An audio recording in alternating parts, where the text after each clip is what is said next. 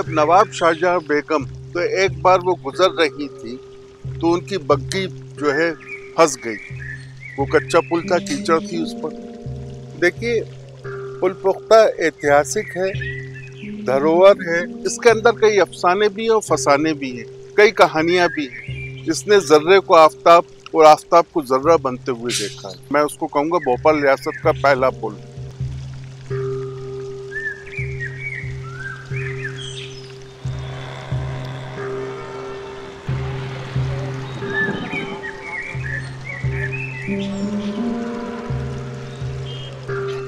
दरअसल बाणगंगा जवाहर चौक की पहाड़ियों से और शामला हिल्स की पहाड़ियों से जो बरसात में बहता हुआ पानी आता था वो एक नाले की शक्ल में था।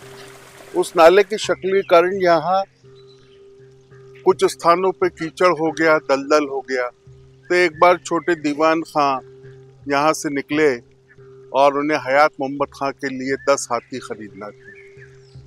तो उन्हें 10 हाथी खरीदने के लिए जो राशि मिली थी, उस राशि से उन्होंने यहाँ एक कच्चे पुल का निर्माण करा दिया। और उस कच्चे पुल का फायदा ये हुआ कि वो बारिश का पानी यहाँ थमता गया तो छोटा तालाब बन गया। और वो कच्चा पुल जो था वो पुराने शहर को जहांगीराबाद से जोड़ने का एक माध्यम हो गया। उसे आप संधि स्थल भी कह सकते हैं। तो लोगों को आवाजाही में आसानी हो गई। कालांतर की इस घटना के बाद जब नवाब शाहजहां बेगम लगभग 100 साल बाद शासक बनी तो एक बार वो गुजर रही थी तो उनकी बग्गी जो है फंस गई। वो कच्चा पुल था, कीचड़ थी उस पर, और तो बग्गी फंस गई। तो उन्होंने कहा रे ये क्या है, इसको इतना मजबूत करो कि कभी ऐसे ही नौबत ना आए। तो उसको उन्होंने पुख्ता बनाने के लिए पूरी मशीनरी जुट गई उस समय की रियासत काल की। और उन्होंने उसको इतना पुख्ता किया कि उसको देखकर लोग कहने लगे ये तो पुल पुख्ता है। करीबन 700 मीटर लंबा ये पुल वर्तमान में 4 लेन है। लेकिन अगर आप अतीत में के पृष्ठ पलटेंगे, अगर आप बैकग्राउंड में जाएंगे तो आपको लगेगा कि ये पहले सिंगल लेन पुल था, आज ये 4 लेन है। इस पुल पुख्ता पर कई अवसरों पर इसका सौंदर्यीकरण हुआ। जैसे लॉर्ड मिंटो जब यहाँ से गुजरे थे तो उसके वेलकम में रियासत की ओर से पहली बार इसको सजाया गया था और बड़े भव्य और आकर्षक तरीके से इसको सजाया गया था। और लॉर्ड मिंटो और उनकी वाइफ को प्रभावित करने के लिए पुल पुख्ता के नीचे यादगार शाहजहानी पार्क बनाया गया। वो पार्क भी ऐतिहासिक है, बहुत बड़ा पार्क है। और उसी पार्क में अगर आप जाएंगे तो आप नजर जब ऊंची करेंगे तो पुल पुख्ता की से के आउटलेट से जो पानी बहता हुआ आता है वो झरने की शक्ल में दिखाई देता है। वो बड़ा मनमोहक है, वो प्रपात के रूप में है, आपको आकर्षित करेगा। उसका वो पानी हलाली डैम में चला जाता है पात्रा नाला से होकर। ये पुल पुख्ता जिसकी आप चर्चा कर रहे हैं आज हम और आप, यह हमारे भोपाल के इतिहास से जुड़ा हुआ वो बांध है जो शहर का दूसरा बांध। इससे पहले कमला पार्क बांध था जो रानी कमलापति के कालखंड का था। रानी कमलापति के बाद ये दूसरा बांध बना जिसने भोपाल को नए आयाम दिए। और इस पुल के कारण आज इसका पैसेंजर कार यूनिट जो है मेरे अनुमान से 7000 है, 7000 वाहन गुजरते हैं, क्योंकि ये 4 लेन है। मतलब अगर आपको बस स्टैंड जाना है, भोपाल रेलवे स्टेशन जाना है, आपको हमीदिया रोड जाना है, या पुराने शहर के किसी हिस्से में जाना है, या एयरपोर्ट जाना है, या आपको BMHRC जाना है, राजीव गांधी यूनिवर्सिटी जाना है, तो काफी लोग इस पुल पे से होकर गुजरते हैं। ऐसे ही नए शहर के कई इलाकों में आपको जाना है तो लोग यहाँ से होकर गुजरते हैं। इसके साथ आप अगर गौर करेंगे तो वाटर इंजीनियरिंग का ये बेजोड़ नमूना है, क्योंकि इसका जो आउटलेट आपको दिखाई देता है वैसा कहीं नहीं। ठीक है, उस आउटलेट को देखकर शाम के समय काफी लोग वहां जिंदगी को जीने के लिए कुछ पल ठहरते हैं। और ये किस्सा आज का नहीं है, हमारे अतीत से जुड़ा है। क्योंकि पहले यहाँ नवाबी दौर में चिरागा होता था। चिरागा यानी छोटे छोटे लैंप लगे थे, और वो लैंपों में रोजाना शाम को लाइट निकला, यानी वो कर्मचारी जो रियासत का था उन चिमनियों में जाके केरोसिन डालता था, तो वो जलती थी दोनों तरफ। तो एक अलग ही दृश्य होता था, वो बड़ा मनमोहक होता था, बड़ा आकर्षक होता था।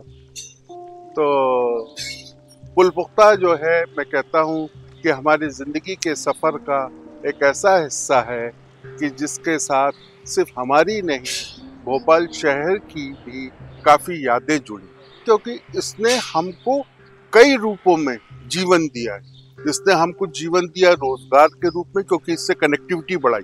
ये कनेक्टिविटी का सबसे बड़ा सोर्स है। इसने हमारे आमोद प्रमोद का ये साधन बना कि हम कुछ पल ठहर के वहां सैर तफरी करते थे, बैठते थे। तीसरा, टूरिज्म का स्पॉट है ये। चौथा, जो हमारे रिसर्चर स्टूडेंट हैं, खास करके जो लोग हेरिटेज पर वर्क करते हैं और जिनकी वाटर इंजीनियरिंग में दिलचस्पी है, वो यहाँ आते हैं बच्चे, और यहाँ आकर उस पर रिसर्च करते हैं कि कैसे हुआ होगा, कैसे बना होगा। इसलिए मैं उसको कहता हूँ कि ये अनमोल बेजोड़ ऐसी नायाब इमारत तो नहीं कहूँगा, ऐसा पुल है कि जो हमको कई तरह की सीख देता है।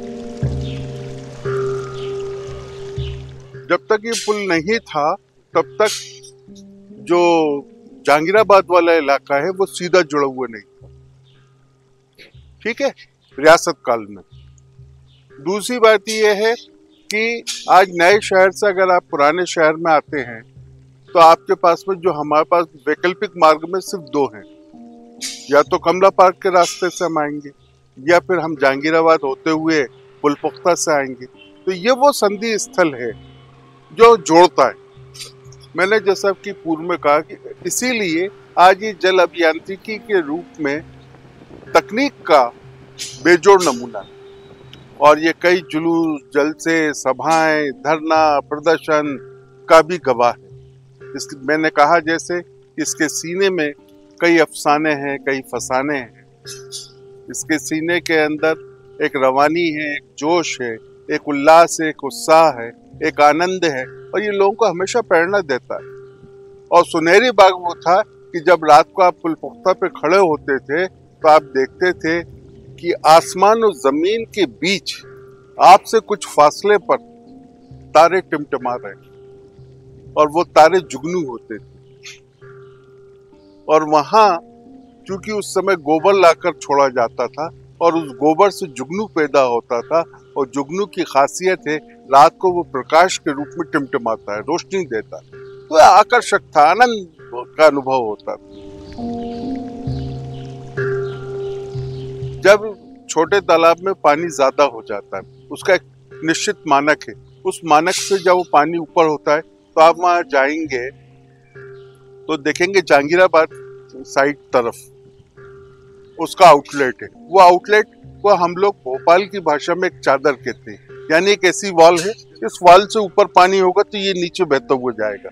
ये देखिए जलस्तर, पानी यहाँ बढ़ गया, यहाँ से बहता हुआ इसके ऊपर से बहता हुआ जाता है। अब ये यहाँ से नीचे गिरा, नीचे गिरने के बाद वो पाता नाले में बदला, पाता नाले से जब वो हलाली डैम तक पहुंचता है तो कई किसानों के खेतों की सिंचाई करता है। तो उससे आप कल्पना करिए कितने किसानों को फायदा होता है, और वो साल भर वो नाला चलता है पानी, क्योंकि यहाँ से हवा के साथ पानी जैसे बहता है यहाँ नीचे गिरता है तो नाले से होकर वो हलाली पहुंचता है। तो बीच में अनेक गांव पड़ते हैं, उन अनेक गांव के किसानों के लिए वो सिंचाई का काम करता है। एक बार 1980-81 में तत्कालीन मुख्यमंत्री अर्जुन सिंह जी थे। तो अर्जुन सिंह जी के समय पुलपुख्ता की पुख्तगी को लेकर, उसकी मजबूती को लेकर तत्कालीन विधायक रसूल अहमद सिद्दीकी ने उनका ध्यान दिलाया। तब अर्जुन सिंह जी के निर्देश पर इसके चौड़ीकरण की शुरुआत हुई आधुनिक तरीके से। उसके बाद और ये दूसरा हिस्सा बना, इसका सेकंड लेन बनी, ये 80 में बनी। उसके बाद जब 2006 में मूसलाधार बारिश हुई थी तब पुल पुख्ता के ऊपर भी पानी आ गया था, तब ये लगा कि ये पुल पुख्ता ऐसा नहीं कोई खतरनाक दृश्य उत्पन्न कर दे। तो उस समय तत्कालीन सरकार ने जल संसाधन, वाटरशेड मिशन, पीएचई, पीडब्ल्यूडी चारों के इंजीनियरों को बुलाकर उस स्थान पर भेजा कि आप लोग मुआयना करिए। वो इंजीनियरों की टीम ने उसको अलग अलग स्तर पर जांचा परखा। उसमें उन्होंने पत्थरों को देखा, उन्होंने उसकी गुणवत्ता को देखा और फिर उन्होंने तय किया कि हम इसको और मजबूत करते हैं। तो उन्होंने आधुनिक संसाधनों का उपयोग करते हुए उसको मजबूत किया। तो इसलिए कहा जा सकता है 2006 के बाद भी शहर में मूसलाधार बारिश हुई है, लेकिन पुल पुख्ता को कोई क्षति नहीं पहुंची। आज ये पुल पुख्ता पुल की शक्ल रखता है। इसीलिए ये बेमिसाल है, नायाब है और बेनजीर है। बेनजीर इसलिए कह रहा हूं कि जिसकी नजीर नहीं लिखी जा सकती। नायाब इसलिए कह रहा हूं कि ये अनमोल है। देखिए, नई पीढ़ी हम कसूर हमारा है। मैं उसके लिए खुद को भी और मेरे जैसे अन्य लोगों को दोषी ठहराता हूं कि नई पीढ़ी के साथ हमने कभी ये संवाद नहीं किया कि तुम अपने शहर को जानो, शहर की इमारतों को जानो, शहर की सभ्यता संस्कृति को जानो, शहर के इंफ्रास्ट्रक्चर को जानो, शहर में डेवलपमेंट की शुरुआत को जानो। हम उनको ये नॉलेज देने में अभी तक कामयाब नहीं हुए कि तुम्हारा शहर कई मायनों में देश के अन्य शहरों की तुलना में कैसे बेहतर है। हम अभी तक ये ग्रेडिंग तय नहीं कर पाए कि हमारे शहर देश के मानचित्र में किस स्थान पर है। हमारे भोपाल की कई विशेषताएं हैं और इन विशेषताओं के चलते आज जरूरी है कि हम नई पीढ़ी को यहाँ के इतिहास के बारे में, चाहे वो पुल पुख्ता हो या पुल पुख्ता जैसे अन्य स्मारक, अन्य धरोहर, अन्य इंफ्रास्ट्रक्चर से जुड़ी चीजें हों के बारे में बताएं। नई पीढ़ी उससे गहराई से जाने, समझे। हाँ, जो रिसर्चर स्टूडेंट हैं वो जरूर आते हैं, रिसर्च स्कॉलर, और वो उस पर काम भी कर रहे हैं, लेकिन ये संख्या बहुत छोटी है। बड़ी संख्या में लोगों को जानना चाहिए। ये हमें प्रेरणा देता है, ये हमें मार्गदर्शन करता है, क्योंकि पुल पुख्ता इनोवेशन की एक शक्ल है। पुल पुख्ता मोटिवेशन करता है। मोटिवेशन से आशय मेरा ये है संकल्प का कि असंभव कुछ नहीं है। इनोवेशन यानी कुछ करके दिखाया।